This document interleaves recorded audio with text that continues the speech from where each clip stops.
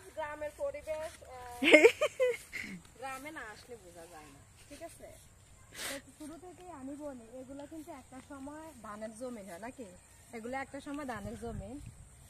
আর এখানে ওই যে দেখা যায় লাউ বাগান, আর এদিকে একটু ঘুরাতো, এদিকেও প্রজেক্ট, আর হচ্ছে আশেপাশে সবজি, আর হচ্ছে কি ফল ফুল বাগানে আর কি ভরপুর। যাই হোক, তাতেও গ্রামের পরিবেশগুলো অনেক ভালো।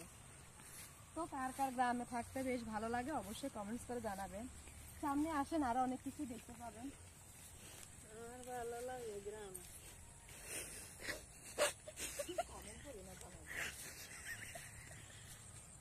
তো শুরুতে যেটা বলছি, অলরেডি ধানের জমি হয়ে গেছে, যে এগুলা হচ্ছে ধান গাছ। অলরেডি ধান এইদিকে রোপণ করা হয়ে গেছে। জানি না কার কার দিকে ধান এত সকাল রোপণ করে, কিন্তু আমাদের কিছু কিছু অঞ্চলে ধান আরো 2-3 মাস পরে রোপণ করে, কিন্তু এইদিকে অলরেডি হয়ে গেছে। এখন যাবো হচ্ছে আমরা মিষ্টি কুমড়া বাগানে। আসেন, আপনাদেরকে তাজা টাটকা টাটকা মিষ্টি কুমড়া শাক দিয়ে দিব। কিন্তু এগুলা দেখাচ্ছি যে আমার না, এগুলা আসলে আমার কাছে ভালো লাগছে যেটা আমি একটু আসলাম। অনেক সুন্দর সুন্দর শাক আছে, সব টাটকা, যেগুলো শহরের মানুষে কিন্তু খুঁজে পাবে না।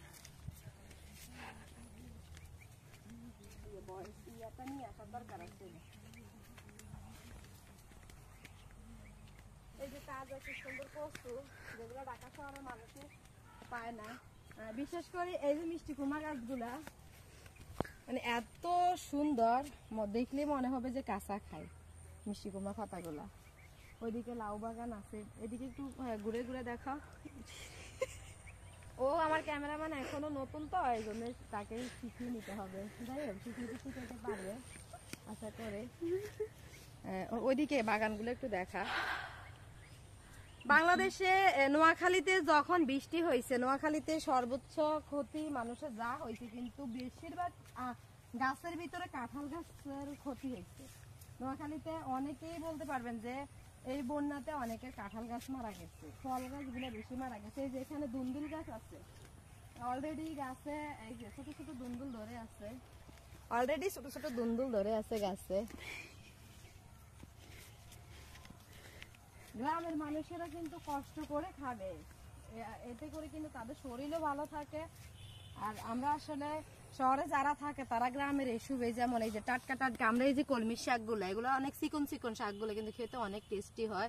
যেটা শহর থেকে আমরা কিনে খাই একটু, ওই যে হাইব্রিডের মোটা মোটা গুলো, ওগুলো আসলে অতটা টেস্টি হয় না। এই যে এদিকেও সবগুলো ধানের জমিন। তো যাই হোক, আপনাদের কাছে ভিডিওটি কেমন লাগছে অবশ্যই একটু জানাবেন কমেন্টস করে। সব ভালো থাকবেন।